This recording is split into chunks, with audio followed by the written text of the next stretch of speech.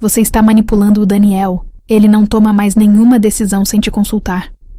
Essas palavras ecoaram na sala como um tapa na cara, como um soco no estômago, como uma facada pelas costas. Todos os olhares se voltaram para mim ao mesmo tempo, como holofotes apontados para uma criminosa no banco dos réus. Senti meu rosto queimar de vergonha, minhas mãos tremerem incontrolavelmente, minha garganta fechar como se alguém estivesse me sufocando. Eu queria gritar, me defender, dizer que aquilo era mentira, que aquilo era uma distorção cruel da realidade, mas as palavras simplesmente não saíam. Era como se minha voz tivesse sido roubada, como se eu tivesse perdido o direito de me defender. Ali, naquele jantar entre amigos, num ambiente que deveria ser acolhedor e seguro, eu estava sendo exposta como uma vilã, uma manipuladora, uma intrusa na vida de um homem que eu amava com toda a minha alma, com cada fibra do meu ser. E a pior parte, a parte que mais doía, é que a mulher que me acusava, a mulher que estava me destruindo publicamente com tanta convicção, era justamente aquela que nunca conseguiu aceitar que o relacionamento deles tinha acabado. A ex-esposa do Daniel, a mulher que se recusava a deixá-lo em paz, que aparecia sem avisar, que ligava a qualquer hora, que inventava desculpas para estar perto dele. E agora ela estava ali, na minha frente, me destruindo publicamente, me pintando como a vilã da história dela. Mas o que aconteceu depois, o que apareceu naquele celular quando a tela se acendeu, isso mudou tudo. Mudou a forma como todos me viam, mudou a forma como ela se via, mudou a dinâmica de poder naquela sala e mudou para sempre a minha vida, a vida do Daniel e até mesmo a vida do filho dele. Escuta minha história até o final e já comenta de que cidade você está me vendo, porque o que vou te contar agora vai te fazer questionar tudo o que você acha que sabe sobre manipulação, sobre verdade, sobre controle emocional e sobre até onde uma pessoa é capaz de ir para manter o controle sobre alguém que já não lhe pertence mais, alguém que seguiu em frente, alguém que encontrou a felicidade em outro lugar. Meu nome é Laura, tenho 34 anos, sou professora de literatura numa escola pública da periferia, onde trabalho com adolescentes que muitas vezes não tem ninguém que acredite neles. Sempre fui uma mulher discreta, daquelas que preferem a paz ao conflito, o silêncio ao escândalo, a harmonia ao drama. Cresci numa família simples, onde minha mãe me ensinou que a dignidade de uma mulher está em como ela trata os outros, não em como os outros a tratam. Nunca imaginei que um dia estaria no centro de um drama como esse, que seria acusada de ser algo que nunca fui, que teria que provar minha inocência diante de pessoas que mal me conheciam. Conheci o Daniel há 2 anos e meio, num café pequeno e aconchegante, onde eu costumava corrigir provas aos sábados de manhã, aproveitando a luz natural que entrava pelas janelas grandes e o cheiro de café fresco que perfumava o ambiente. Ele entrou naquele dia com um caderno de desenhos debaixo do braço, pediu um expresso duplo, sentou-se na mesa ao lado da minha e, depois de alguns minutos, comentou sobre o livro que eu estava lendo, 100 Anos de Solidão, do Garcia Márquez. Começamos a conversar sobre literatura, sobre realismo mágico, sobre como as histórias têm o poder de nos transportar para outros mundos. Foi natural, leve, sem pretensões, sem segundas intenções. Apenas 2 pessoas conectando-se através de interesses em comum. Ele era arquiteto, trabalhava num escritório no centro da cidade, divorciado há 3 anos, pai de um menino de 8 anos chamado Lucas. Desde o primeiro momento, Daniel foi transparente comigo, brutalmente honesto sobre sua vida, seus erros, suas cicatrizes. Me contou sobre o casamento que não deu certo, sobre a ex-esposa que tinha dificuldade em aceitar o fim, sobre a guarda compartilhada do filho, sobre como ele estava tentando reconstruir sua vida depois de anos de um relacionamento tóxico e desgastante. Eu ouvi tudo com atenção, sem julgamentos, com empatia, e sinceramente não vi problema. Afinal, todo mundo tem um passado, certo? Todo mundo carrega suas bagagens, suas feridas, suas histórias mal resolvidas. O que eu não sabia naquele momento, o que eu não poderia imaginar nem nos meus piores pesadelos, é que o passado dele não estava disposto a ficar no passado, que o passado dele tinha nome, rosto, voz e uma obsessão perigosa. A ex-esposa, Renata, nunca aceitou o divórcio. Mesmo tendo sido ela quem pediu a separação, depois de um caso extraconjugal que Daniel descobriu por acaso ao ver mensagens no celular dela, um caso que ele perdoou uma vez, depois 2 vezes, tentando salvar o casamento por causa do filho, ela não conseguia suportar a ideia de vê-lo feliz com outra pessoa. Era como se ela quisesse manter Daniel numa espécie de limbo emocional, onde ele não era mais dela, mas também não poderia ser de mais ninguém. E quando o nosso relacionamento começou a ficar sério, quando Daniel me apresentou ao Lucas num parque aos domingos, quando comecei a frequentar a casa dele nos finais de semana, quando ficou claro que aquilo não era apenas um caso passageiro, mas sim algo real e profundo, foi aí que o inferno começou. As ligações passaram a ser diárias, às vezes várias vezes por dia, sempre com alguma desculpa que parecia legítima na superfície. O Lucas estava com febre e ela não sabia o que fazer. O Lucas precisava de um remédio específico que só o pai sabia onde comprar. O Lucas queria falar com o pai urgentemente sobre algo da escola. Mas quando Daniel atendia, muitas vezes o menino nem estava por perto, ou estava brincando tranquilamente, sem nenhuma urgência. Era só uma desculpa para puxar conversa, para lembrar de momentos do passado, para perguntar sobre a vida dele, sobre o que ele estava fazendo, com quem estava, se estava feliz. No começo, Daniel tentava ser educado, paciente, compreensivo. Afinal, ela era a mãe do filho dele, e ele não queria criar conflitos que pudessem afetar o Lucas. Mas com o tempo, as ligações foram ficando mais invasivas, mais frequentes, mais inapropriadas. Ela começou a ligar tarde da noite, dizendo que estava com insônia e precisava conversar. Começou a mandar mensagens de madrugada, relembrando momentos íntimos que eles tinham vivido juntos. Começou a aparecer na casa dele sem avisar, sempre com alguma justificativa que parecia razoável. Esqueci a mochila do Lucas. E ele precisa dela amanhã cedo. Preciso pegar uns documentos importantes que ficaram guardados aqui. Vim trazer um bolo que fiz porque sei que você adora. E pensei no Lucas. E toda vez que eu estava lá, toda vez que ela me via, ela me olhava de cima a baixo com aquele olhar avaliador, com um sorriso falso estampado no rosto, como se estivesse medindo uma rival, calculando minhas fraquezas, procurando brechas para me atacar. Eu tentava ser gentil, cordial, educada, porque não queria ser a pessoa que criava problemas, que alimentava conflitos, que dificultava a relação entre Daniel e o filho dele. Mas por dentro sentia um desconforto enorme, uma sensação de invasão, de que meu espaço estava sendo violado constantemente. Aquela mulher não estava ali por causa do filho, ela estava ali por causa do Daniel. E o pior de tudo é que ele não percebia a extensão do problema, ou não queria perceber, porque reconhecer significaria ter que tomar atitudes drásticas que poderiam complicar ainda mais a situação. Sempre que eu tocava no assunto, sempre que eu tentava conversar sobre como aquilo estava me afetando, ele dizia que eu estava exagerando, que Renata só estava se adaptando à nova realidade, que com o tempo ela ia entender e aceitar, que eu precisava ter paciência, mas eu sabia que não. Eu sentia no olhar dela, na forma como ela falava comigo com aquele tom condescendente, na maneira como tocava no braço dele quando conversavam, como se ainda tivesse direito sobre aquele corpo, sobre aquele homem. Aquela mulher ainda se achava dona dele e estava disposta a fazer qualquer coisa para me tirar do caminho, para me fazer desistir, para me destruir se fosse necessário. Os meses foram passando e a situação só piorava, como uma ferida que não cicatriza, que infecciona, que se espalha.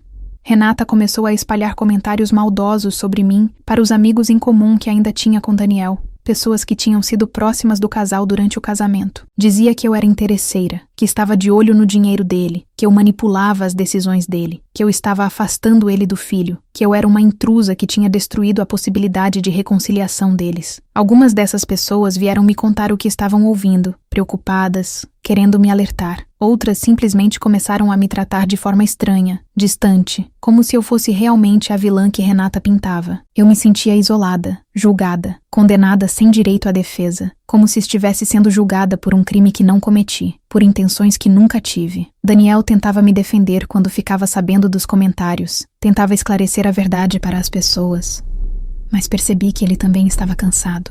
Cansado das brigas constantes, cansado das provocações intermináveis, cansado de ter que escolher entre me proteger e manter a paz por causa do filho, cansado de viver nesse campo minado emocional, onde qualquer passo em falso poderia explodir na cara dele. E foi nesse contexto tenso, nesse ambiente carregado de ressentimentos e acusações não ditas, que aconteceu o jantar que mudaria tudo.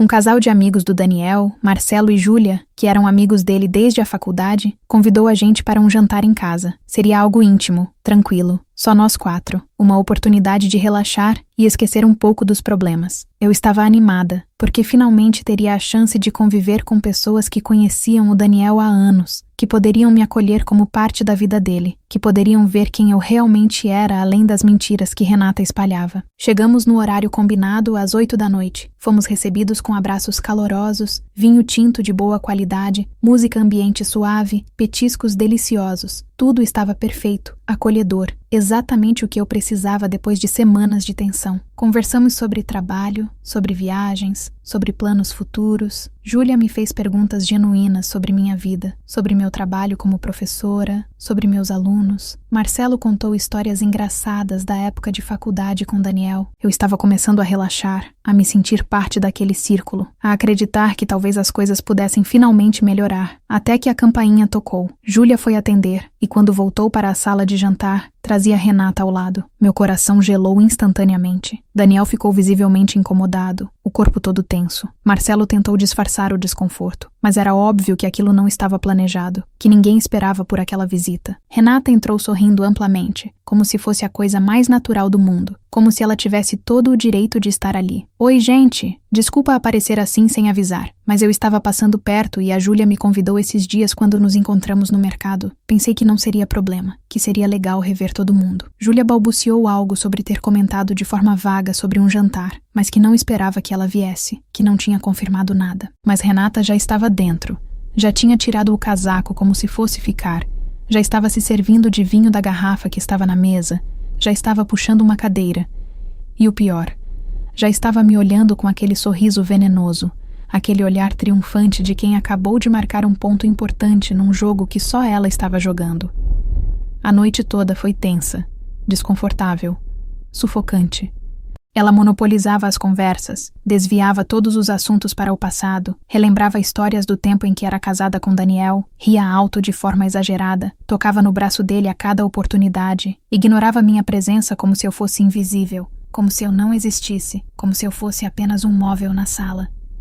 Eu tentava manter a compostura, tentava não demonstrar o quanto aquilo estava me afetando, mas por dentro estava fervendo de raiva, de frustração, de impotência. Daniel também estava desconfortável. Eu via pela forma como ele evitava o olhar dela, como respondia com monossílabos, como tentava mudar de assunto, mas ele não sabia como reagir, sem causar um escândalo, sem criar uma cena que deixaria todos constrangidos. Marcelo e Júlia tentavam manter a conversa fluindo, mas era óbvio que todos estávamos apenas esperando que aquela noite terminasse.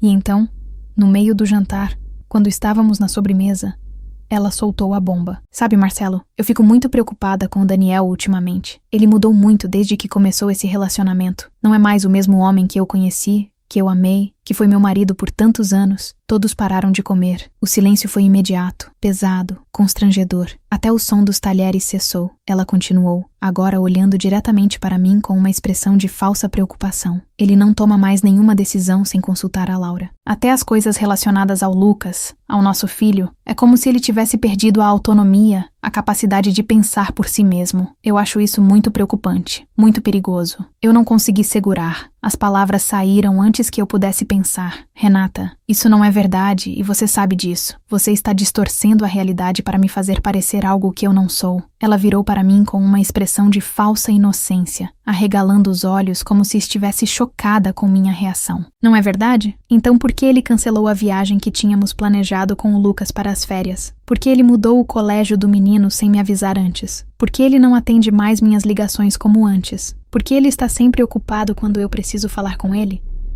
Explica isso para mim, Laura. Explica para todos aqui. Eu estava tremendo de raiva, de indignação, de injustiça. Minha voz saiu trêmula, mas firme. Ele cancelou a viagem porque você queria ir junto, e vocês não são mais um casal. Ele mudou o colégio porque o Lucas estava sendo intimidado, e você se recusou a acreditar nele. E ele não atende suas ligações porque você liga por qualquer motivo, a qualquer hora, só para manter controle sobre a vida dele. Daniel finalmente interveio, a voz firme mas controlada. Renata, chega. Isso já passou de todos os limites. Você está distorcendo tudo, manipulando os fatos. Eu tomo minhas próprias decisões. Sempre tomei.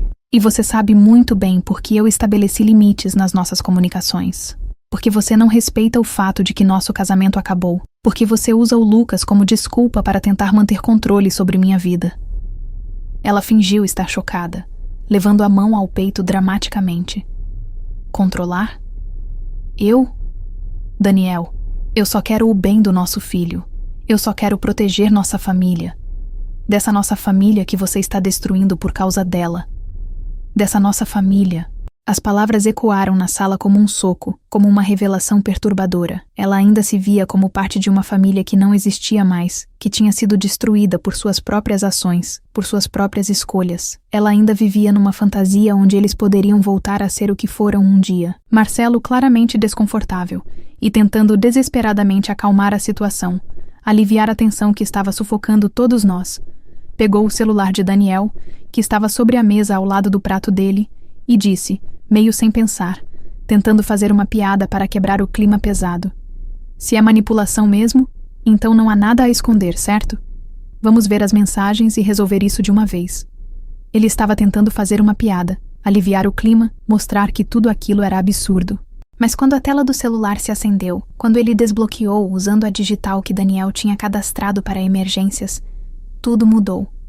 A expressão de Marcelo mudou instantaneamente. Ele franziu a testa, confuso, depois chocado. Júlia se aproximou, curiosa, e levou a mão à boca. Daniel ficou pálido, como se tivesse visto um fantasma, como se tivesse sido pego em algo terrível. E Renata empalideceu como se todo o sangue tivesse drenado do seu rosto. Os olhos se arregalaram, a boca se abriu, mas nenhum som saiu, porque ali, na tela iluminada do celular, estavam as mensagens. Dezenas delas, centenas talvez, todas de Renata. Mensagens que Daniel nunca tinha me mostrado, que ele tinha escondido de mim, provavelmente para me proteger, para não me preocupar ainda mais, para não adicionar mais combustível ao fogo que já estava queimando. Mensagens que ele vinha recebendo há meses, talvez anos. E o conteúdo era devastador, perturbador, obsessivo. Marcelo começou a ler em voz alta, quase sem acreditar no que estava vendo, a voz cada vez mais tensa. Renata para Daniel, 3 da manhã. Eu sei que você ainda me ama. Você só está com ela porque tem medo de ficar sozinho. Mas eu estou aqui. Sempre estive. Sempre estarei. Renata para Daniel, 2 semanas depois. A Laura nunca vai te entender como eu. Ela não conhece você de verdade. Ela não sabe das suas manias, dos seus medos, dos seus sonhos.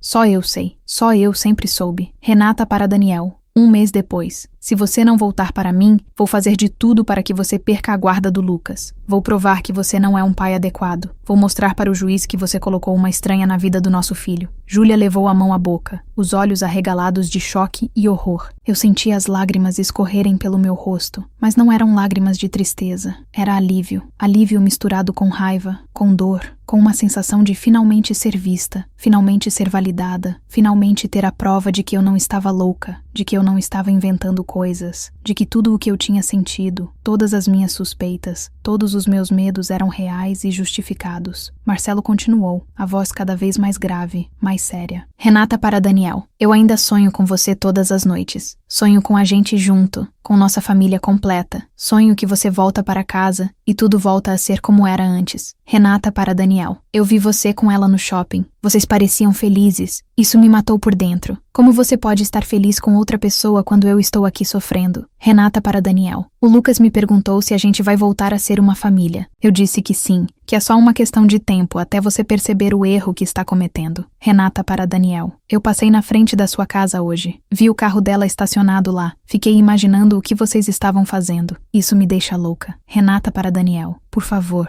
me responde. Eu preciso saber que você ainda se importa, que eu ainda significo alguma coisa para você. Não me ignora assim. Isso é cruel. Daniel olhou para Renata com uma expressão que eu nunca tinha visto antes no rosto dele. Era decepção profunda, raiva contida, cansaço acumulado, tudo junto, tudo ao mesmo tempo. Era a expressão de alguém que finalmente tinha sido exposto, mas também de alguém que finalmente podia parar de carregar um peso sozinho. Renata tentou se defender, a voz trêmula, desesperada, os olhos enchendo de lágrimas. Isso foi tirado de contexto. Vocês não entendem. Eu estava emocionalmente fragilizada, eu estava passando por um momento muito difícil. Eu não estava pensando direito. Eu nunca quis dizer essas coisas de verdade. Eu só estava... Marcelo continuou rolando a tela, cada vez mais chocado com o que via. Tem mais. Muito mais. Ela mandou mensagens todos os dias nos últimos 3 meses. Algumas às 2, 3 da madrugada. Algumas com dezenas de linhas. Algumas com fotos antigas deles juntos. Isso é assédio. Isso é obsessão. Renata se levantou bruscamente, a cadeira raspando no chão com um som estridente, os olhos cheios de lágrimas que agora escorriam livremente pelo rosto. Vocês não entendem, vocês não sabem o que é perder a pessoa que você ama, ver ele com outra, ver sua família desmoronar, ver tudo o que você construiu durante anos ser destruído. Eu dei os melhores anos da minha vida para ele, eu tive um filho dele, e agora ele simplesmente me descarta como se eu não fosse nada? Como se tudo o que vivemos não significasse nada? Daniel se levantou também, a voz firme, controlada, mas carregada de emoção reprimida por muito tempo. Renata, você foi quem destruiu nossa família. Você me traiu, não uma vez, mas 2 vezes. Eu te perdoei. Eu tentei reconstruir. Eu fiz terapia, eu mudei meus horários de trabalho. Eu fiz tudo o que você pediu. E você jogou tudo fora. Você escolheu outra pessoa. E quando eu finalmente aceitei que nosso casamento tinha acabado, quando eu finalmente segui em frente, você não conseguiu aceitar. E agora quer me culpar por ter encontrado felicidade? Por ter encontrado alguém que me respeita, que me valoriza, que não me trai? Ela soluçou alto, o corpo todo tremendo. Eu cometi erros. Eu sei que cometi erros, mas eu mudei. Eu queria uma chance de consertar. Eu queria que a gente tentasse de novo. Por que você não me deu essa chance? Por que você escolheu ela em vez de mim? Daniel balançou a cabeça, a voz mais suave agora, mas ainda firme. Por que você não mudou, Renata? Essas mensagens provam isso. Você continua tentando me controlar, me manipular, usar o Lucas como arma, e eu não vou permitir mais isso. Não vai haver nova chance. Nunca. E se você continuar com essas mensagens, com essas ameaças, com esse comportamento obsessivo, eu vou tomar medidas legais. Você não vai usar o Lucas como arma contra mim. Você não vai destruir a felicidade que eu finalmente encontrei.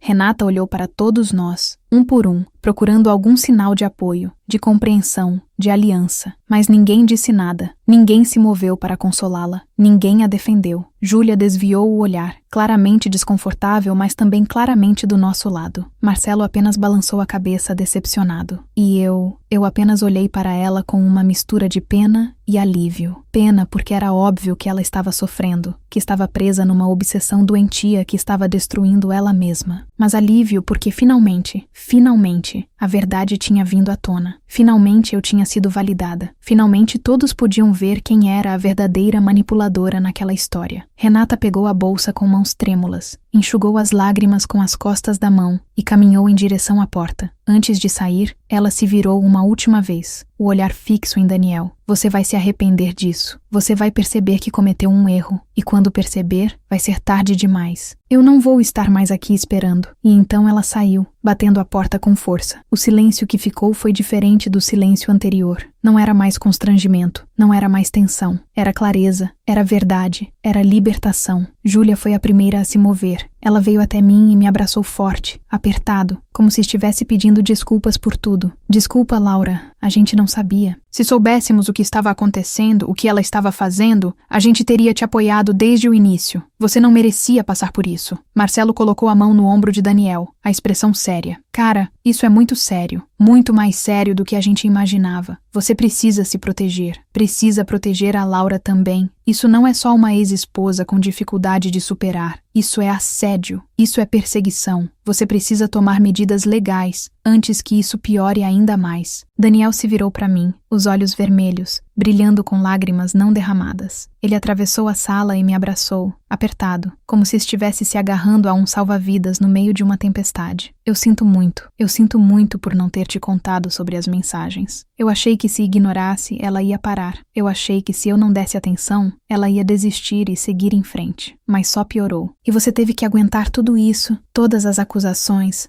todas as humilhações, sem nem saber da extensão do problema. Eu falhei com você. Eu deveria ter te protegido melhor. Eu segurei o rosto dele entre as minhas mãos, olhando nos olhos dele. Você não precisa pedir desculpa. Você estava tentando fazer o certo, tentando proteger o Lucas, tentando não criar mais conflitos. Eu entendo, mas agora a gente precisa agir. A gente precisa tomar medidas para que isso não continue, para que ela não continue nos perseguindo, nos atormentando. Naquela noite voltamos para casa em silêncio, mas era um silêncio diferente de todos os silêncios que tínhamos compartilhado antes. Não era mais o peso da dúvida, da insegurança, da sensação de estar lutando sozinha contra um inimigo invisível que ninguém mais conseguia ver. Era o silêncio de quem finalmente viu a verdade vir à tona, de quem finalmente foi validado, de quem finalmente tinha provas concretas de que não estava louca, de que não estava inventando coisas, e de quem sabia que, a partir dali, as coisas teriam que mudar drasticamente. Nos dias seguintes, Daniel procurou um advogado especializado em direito de família e casos de assédio. Reuniu todas as mensagens, centenas delas, organizadas cronologicamente. Reuniu todos os registros de ligações, que mostravam dezenas de tentativas de contato por dia. Reuniu todos os e-mails que ela tinha mandado, alguns com páginas e páginas de texto. Reuniu depoimentos de amigos que tinham presenciado comportamentos inadequados dela. Montou um dossiê completo, detalhado, irrefutável. O advogado foi claro e direto. Aquilo configurava assédio moral e emocional, e em alguns trechos, especialmente nas ameaças relacionadas à guarda do Lucas, até ameaça e extorsão emocional. Ele poderia e deveria pedir uma medida protetiva, e foi exatamente o que fizemos. A petição foi protocolada numa segunda-feira de manhã. Renata foi notificada oficialmente 2 dias depois. Ela tentou se justificar através do advogado dela, disse que estava passando por um momento difícil emocionalmente, que tinha procurado ajuda psicológica, que não era nada sério, que ela nunca faria mal a ninguém, que tudo tinha sido mal interpretado, mas o juiz não aceitou as justificativas. As provas eram claras demais, numerosas demais, perturbadoras demais. A medida protetiva foi concedida em caráter de urgência. Renata foi proibida de entrar em contato com Daniel fora das questões estritamente relacionadas ao bem-estar e à logística do Lucas, e essas comunicações deveriam ser feitas exclusivamente por escrito, através de um aplicativo de coparentalidade monitorado por terceiros, onde todas as mensagens ficavam registradas e podiam ser usadas como prova em caso de descumprimento. Qualquer tentativa de contato fora desse canal, qualquer desvio do assunto relacionado ao filho, seria considerado descumprimento de ordem judicial e poderia resultar em consequências legais sérias, incluindo multas e até prisão. Eu achei que com isso, com essa medida legal clara e firme, a situação finalmente se acalmaria. Achei que Renata finalmente entenderia que tinha ido longe demais, que tinha cruzado limites que não deveriam ser cruzados. Achei que ela finalmente aceitaria a realidade e seguiria em frente com sua própria vida, mas eu estava errada, muito errada, porque Renata não desistiu. Ela apenas mudou de estratégia, de tática, de campo de batalha. Se antes ela atacava Daniel diretamente, através de mensagens e ligações obsessivas, agora ela começou a usar o Lucas.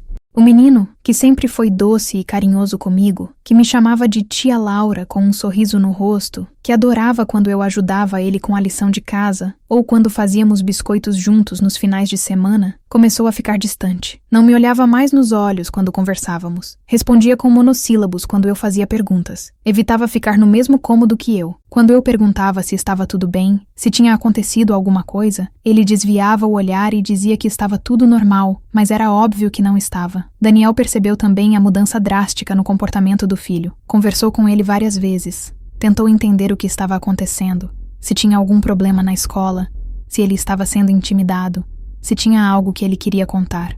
E foi numa dessas conversas, numa noite de domingo depois do jantar, que Lucas, com a inocência cruel de uma criança manipulada por um adulto que deveria protegê-la, soltou a frase que partiu meu coração em 1000 pedaços. A mamãe disse que você não gosta mais de mim, que agora você tem uma nova família com a Laura, e eu não faço mais parte, que você vai ter outros filhos e vai me esquecer. Meu coração partiu. Senti como se alguém tivesse enfiado uma faca no meu peito e torcido. Daniel ficou furioso, mais furioso do que eu jamais tinha visto. O rosto dele ficou vermelho, as mãos fecharam em punhos, a mandíbula travou. Ele ligou para Renata imediatamente, sem nem pensar 2 vezes, sem se importar com a medida protetiva ou com o aplicativo monitorado.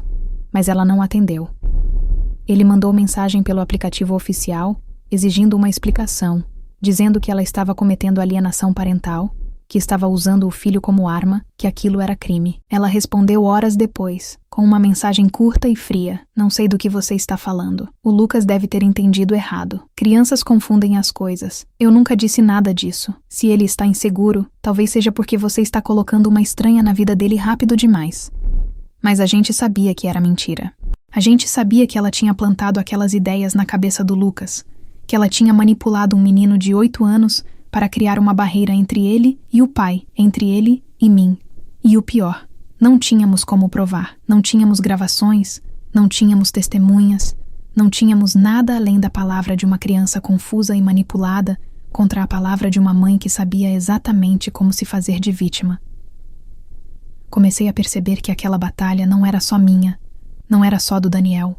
Era do Lucas também, era de todos nós, porque Renata não estava lutando por amor, ela não estava lutando pelo bem do filho, ela estava lutando por controle, por poder, por não aceitar que tinha perdido algo que ela mesma tinha destruído. E enquanto ela tivesse uma brecha, enquanto ela tivesse uma forma de nos atingir, ela ia continuar tentando destruir o que a gente estava construindo. Foi então que tomei uma decisão que mudaria tudo. Eu não ia mais ser passiva. Não ia mais esperar que as coisas se resolvessem sozinhas, que o tempo curasse as feridas, que Renata eventualmente cansasse e desistisse. Eu ia lutar, não com raiva, não com vingança, não descendo ao nível dela, mas com verdade, com documentação, com estratégia. Comecei a documentar tudo meticulosamente. Cada comentário estranho do Lucas, cada mudança de comportamento, cada vez que ele repetia algo que claramente tinha ouvido da mãe, cada frase que não fazia sentido vindo de uma criança de 8 anos. Anotava datas exatas, contextos detalhados, palavras exatas que ele usava. Comecei a gravar nossas conversas com ele, sempre que a lei permitia,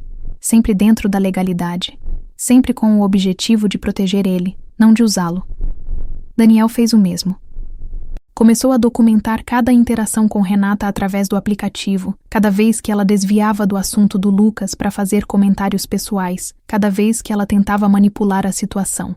E também começamos a gravar as conversas telefônicas, sempre avisando no início da ligação que estava sendo gravada, sempre dentro da lei. Queríamos estar preparados, porque sabíamos que mais cedo ou mais tarde, Renata ia dar um passo em falso, ia deixar a máscara cair, ia revelar suas verdadeiras intenções. E quando isso acontecesse, a gente estaria pronto para agir. Passaram-se semanas tensas. A tensão era constante, sufocante, como viver numa panela de pressão prestes a explodir. Mas algo começou a mudar lentamente. Lucas, aos poucos, foi percebendo que as coisas que a mãe dizia não faziam sentido quando comparadas com a realidade que ele vivia. Ele via o pai presente todos os dias, carinhoso, atento, participativo. Via que eu não estava tentando substituir a mãe dele, não estava tentando afastá-lo do pai, mas sim somar, estar presente, oferecer apoio e carinho sem exigir nada em troca. E lentamente, como uma flor se abrindo depois de um inverno longo, ele começou a se abrir de novo. Uma noite, enquanto jantávamos os 3 juntos, ele me olhou com aqueles olhos grandes e inocentes e perguntou, a voz pequena e insegura: "Laura, você gosta de mim de verdade? Ou você só está aqui por causa do meu pai?" Eu segurei a mão pequena dele entre as minhas, olhando diretamente nos olhos dele, querendo que ele sentisse a sinceridade de cada palavra. "Claro que sim, Lucas. Eu gosto muito de você. Você é inteligente, engraçado, carinhoso, criativo, e nada nunca vai mudar isso. Eu não estou aqui para substituir ninguém. Eu estou aqui porque eu amo o seu pai, e você faz parte da vida dele. Então você também faz parte da minha vida, e eu quero estar aqui para você, sempre que você precisar." Ele sorriu. Foi um sorriso pequeno, tímido, ainda carregado de insegurança, mas era real, era genuíno. E naquele momento, eu soube que estávamos no caminho certo, que estávamos fazendo a coisa certa, que eventualmente a verdade venceria a manipulação. Mas Renata não desistiu. E o que ela fez a seguir foi ainda mais baixo, ainda mais cruel, ainda mais desesperado. Ela começou a espalhar mentiras sobre mim nas redes sociais. Criou perfis falsos no Facebook, no Instagram, no Twitter. Postou comentários maldosos em grupos de pais da escola do Lucas, em grupos de mães da região, em fóruns online. Inventou histórias absurdas, dizendo que eu era agressiva com o Lucas, que eu maltratava o menino quando o pai não estava vendo, que eu gritava com ele, que eu o deixava sem comer, que eu estava destruindo a saúde mental dele. Dizia que eu era interesseira, que estava de olho no dinheiro do Daniel, que eu tinha armado tudo para afastar ele da ex-esposa. Dizia que eu era instável emocionalmente, que eu tinha histórico de problemas psiquiátricos, que eu era perigosa. Algumas pessoas acreditaram nas mentiras. Algumas mães da escola começaram a me olhar de forma estranha, a sussurrar quando eu passava, a afastar seus filhos do Lucas, como se ele estivesse contaminado. Outras vieram me perguntar diretamente se aquilo era verdade, se eu realmente fazia aquelas coisas. Eu tive que explicar, me defender, provar que nada daquilo era verdade, mostrar mensagens, mostrar fotos, mostrar que minha relação com o Lucas era saudável e respeitosa. Foi exaustivo. Foi humilhante. Foi devastador para minha reputação, para minha saúde mental, para minha paz. Mas eu não desisti, porque eu sabia que a verdade, mais cedo ou mais tarde, sempre vem à tona. Sempre. E foi exatamente isso que aconteceu. Um dia, uma mulher que eu não conhecia me procurou nas redes sociais. Ela disse que se chamava Patrícia, que tinha sido amiga próxima de Renata por mais de 10 anos, desde antes do casamento dela com Daniel. Ela estava visivelmente constrangida, mas disse que precisava me contar algo que estava pesando na consciência dela. Marcamos de nos encontrar num café, num lugar neutro. Quando ela chegou, eu vi que ela estava nervosa, mexendo nas mãos, evitando o contato visual. Mas ela respirou fundo e começou a falar. Renata tinha pedido para ela criar um dos perfis falsos. Tinha pedido para ela espalhar mentiras sobre mim em grupos online. Tinha dado a ela uma lista de coisas para postar, de histórias para inventar, de formas de me destruir publicamente. E Patrícia, que no começo achou que estava ajudando uma amiga ferida, uma mulher que estava sofrendo com o fim do casamento, percebeu aos poucos que estava sendo usada numa campanha de difamação orquestrada, calculada, cruel. Ela me mostrou as conversas que tinha tido com Renata, me deu prints de todas as mensagens, de todas as instruções, de todos os pedidos, me ofereceu testemunho formal, disse que estava disposta a depor em juízo se fosse necessário, porque ela não conseguia mais viver com aquilo na consciência. Eu agradeci, emocionada até as lágrimas. Abracei aquela mulher que eu mal conhecia, mas que tinha tido a coragem de fazer a coisa certa, de escolher a verdade em vez da lealdade cega, e levei tudo para o advogado imediatamente. Dessa vez, Renata tinha ido longe demais. Tinha cruzado uma linha que não tinha volta. O advogado entrou com uma ação por danos morais, pedindo indenização pelos prejuízos causados à minha reputação, à minha saúde mental, à minha vida profissional. E também pediu a revisão da guarda compartilhada, alegando alienação parental, manipulação emocional do menor e comportamento obsessivo e persecutório que colocava em risco o bem-estar psicológico do Lucas. O processo foi demorado, desgastante, emocionalmente exaustivo. Foram meses de audiências intermináveis, de depoimentos dolorosos, de perícias psicológicas invasivas.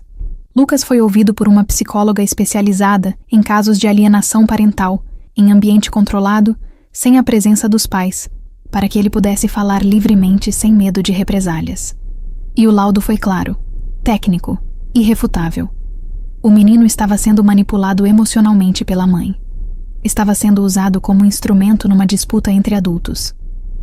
Estava desenvolvendo sintomas de ansiedade, insegurança, medo de abandono, tudo resultado direto da manipulação sistemática que vinha sofrendo. A psicóloga recomendou terapia imediata para o Lucas e também recomendou que a convivência com a mãe fosse supervisionada até que ela demonstrasse mudança real de comportamento e comprometimento com o bem-estar emocional do filho, acima de seus próprios interesses. Renata tentou reverter o laudo. Contratou outro psicólogo para fazer uma avaliação independente. Chorou nas audiências, se fez de vítima, disse que estava sendo perseguida, que tudo aquilo era uma conspiração para tirar o filho dela, que ela era uma mãe dedicada que só queria o melhor para o Lucas. Mas as provas eram irrefutáveis. As mensagens obsessivas para o Daniel, os perfis falsos nas redes sociais, o depoimento da Patrícia, o laudo psicológico do Lucas, os registros de todas as tentativas de manipulação, tudo apontava para o mesmo lugar. Ela estava usando o filho como arma numa guerra particular contra o ex-marido e contra mim, e o juiz não tolerou. A sentença saiu numa tarde de quinta-feira, 6 meses depois do início do processo. A guarda foi alterada. Daniel ficou com a guarda principal do Lucas. Renata teria direito a visitas, mas essas visitas seriam supervisionadas por um profissional designado pelo juízo, num espaço neutro, até que ela demonstrasse através de acompanhamento psicológico e mudança comprovada de comportamento que poderia conviver com o filho sem manipulá-lo. E ela foi condenada a pagar uma indenização por danos morais, tanto para mim quanto para o Daniel, pelos prejuízos causados. Quando a sentença saiu, quando o advogado nos ligou para dar a notícia, eu não senti vitória, não senti alegria, não senti vontade de comemorar, senti alívio, um alívio profundo, avassalador, como se um peso gigantesco tivesse sido tirado dos meus ombros. Alívio de que finalmente, a verdade tinha sido reconhecida, de que eu não era louca, não era paranoica, não estava inventando coisas. Tudo aquilo tinha sido real. Tudo aquilo tinha acontecido. E agora estava documentado, validado, reconhecido pela justiça. Daniel me abraçou, chorando abertamente, sem se importar com quem estava vendo. Obrigado. Obrigado por não desistir de mim, por não desistir de nós, por não desistir do Lucas. Eu não teria conseguido passar por isso sozinho. Você foi minha força quando eu não tinha mais forças. Eu segurei o rosto dele entre as minhas mãos, olhando nos olhos dele através das lágrimas. Eu nunca vou desistir de você, nunca. A gente é uma equipe. A gente enfrenta tudo junto. Lucas, aos poucos, foi se recuperando. Com a terapia semanal, com a estabilidade de viver num ambiente sem manipulação, com a certeza de que era amado incondicionalmente tanto pelo pai quanto por mim, ele voltou a ser a criança alegre, espontânea, carinhosa que sempre foi. Ele ainda via a mãe nas visitas supervisionadas, mas agora em um ambiente controlado, saudável, onde ela não podia manipulá-lo, não podia plantar ideias destrutivas na cabeça dele. E com o tempo, com muito trabalho terapêutico, ele começou a entender que amor verdadeiro não manipula, não ameaça, não usa. Amor verdadeiro protege, respeita, liberta. Renata, por sua vez, sumiu por um tempo depois da sentença. Não tentou mais contato fora das visitas supervisionadas. Não mandou mais mensagens obsessivas. Não apareceu mais sem avisar. Não criou mais perfis falsos. Eu não sei se ela finalmente entendeu o estrago que causou, se finalmente percebeu que tinha perdido o controle que tanto lutou para manter, ou se apenas desistiu porque percebeu que não tinha mais como vencer. Mas, sinceramente, não importa mais, porque a vida seguiu. E seguiu bem melhor sem ela no meio, sem a toxicidade constante, sem a manipulação diária. Hoje, 3 anos depois daquele jantar fatídico que mudou tudo, eu e Daniel estamos casados. A cerimônia foi simples, íntima, apenas com as pessoas que realmente importam. E Lucas foi quem escolheu o anel de noivado comigo, meses antes do pedido oficial. Ele disse que queria que eu fosse oficialmente parte da família, que queria que eu fosse mais do que a namorada do pai, que queria que eu fosse alguém que ficaria para sempre. E quando Daniel me pediu em casamento, ajoelhado na frente do Lucas, dos amigos, da família, com todos que amamos ao redor, eu senti que tudo tinha valido a pena. Cada lágrima derramada, cada noite sem dormir, cada momento de dúvida, cada humilhação pública, cada batalha legal, tudo tinha valido a pena, porque no final, a verdade venceu, e o amor verdadeiro também. Olhando para trás agora, com a perspectiva que só o tempo e a distância podem dar, eu percebo que aquela noite no jantar foi o divisor de águas. Foi o momento em que tudo mudou irreversivelmente. Porque até ali, eu estava lutando sozinha, na defensiva, tentando provar que eu não era o que ela dizia que eu era, tentando me defender de acusações que não tinha como refutar sem provas. Mas quando aquele celular se acendeu, quando aquelas mensagens vieram à tona na frente de testemunhas, quando a verdade foi exposta de forma tão clara e irrefutável, a narrativa mudou completamente. Não era mais eu contra ela, não era mais minha palavra contra a palavra dela. Era a verdade contra a mentira, era a realidade contra a manipulação, e a verdade sempre é mais forte, sempre. Eu aprendi muitas coisas nesse processo doloroso e transformador. Aprendi que manipulação emocional é real, é cruel, é destrutiva e pode destruir vidas, famílias, relacionamentos. Aprendi que nem sempre as pessoas que se fazem de vítimas são realmente vítimas. Às vezes, os verdadeiros manipuladores são aqueles que choram mais alto, que se fazem de coitados, que distorcem a realidade para se colocarem no centro da narrativa. Aprendi que é preciso coragem para enfrentar alguém que distorce a realidade a seu favor, que usa lágrimas como arma, que manipula a percepção dos outros para se proteger. E aprendi que, às vezes, a melhor defesa não é o ataque, não é revidar na mesma moeda, não é descer ao nível do manipulador. É simplesmente deixar a verdade falar por si mesma, é documentar, é reunir provas, é ter paciência, é esperar o momento certo, porque a verdade sempre encontra um jeito de vir à tona. Se você está passando por algo parecido, se está sendo acusado de coisas que não fez, se está sendo manipulado ou vendo alguém que ama ser manipulado, se está sendo destruído publicamente por alguém que deveria ter seguido em frente, não desista. Documente tudo meticulosamente. Busque ajuda profissional, advogados, psicólogos, terapeutas. Fale com pessoas de confiança que podem testemunhar a verdade. Procure apoio jurídico, psicológico, emocional, porque você não está sozinho. Existem milhares de pessoas passando pela mesma situação, enfrentando os mesmos desafios, lutando as mesmas batalhas. E a verdade, por mais que demore, por mais que o caminho seja longo e doloroso, sempre encontra um jeito de vir à tona.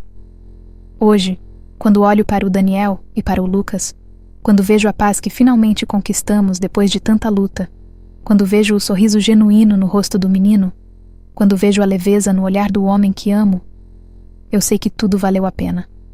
Não foi fácil. Não foi rápido, não foi indolor, mas foi necessário e foi real, porque no final, o que importa não é o que os outros dizem sobre você. O que importa não é a narrativa que tentam construir ao seu redor. O que importa é quem você realmente é, como você age quando ninguém está vendo, como você trata as pessoas que ama, como você enfrenta as adversidades. E as pessoas que realmente te amam, que realmente te conhecem, que realmente se importam com você, essas vão estar ao seu lado. Não importa o que aconteça, não importa quantas mentiras sejam espalhadas, não importa quantas tempestades vocês tenham que enfrentar juntos. Aquele celular, aquelas mensagens, aquela noite constrangedora e reveladora, tudo isso foi apenas o começo da minha libertação, o começo da nossa libertação, o começo de uma vida construída sobre verdade, respeito, amor genuíno. E hoje eu posso dizer com toda a certeza, com toda a convicção, olhando nos olhos de qualquer pessoa, eu não sou uma manipuladora, eu não sou uma vilã, eu não sou uma destruidora de lares, eu sou uma mulher que amou, que lutou, que resistiu quando teria sido mais fácil desistir. Uma mulher que escolheu a verdade mesmo quando a mentira era mais confortável. Uma mulher que enfrentou a tempestade e saiu mais forte do outro lado. E que venceu. Não porque destruí alguém, não porque fui cruel, não porque joguei sujo, mas porque escolhi a verdade, porque documentei tudo, porque não desisti, porque acreditei que a justiça eventualmente prevaleceria. E a verdade, no final, sempre vence. Sempre. Não importa quanto tempo demore. Não importa quantas batalhas você tenha que lutar. Não importa quantas lágrimas você tenha que derramar. A verdade sempre vence.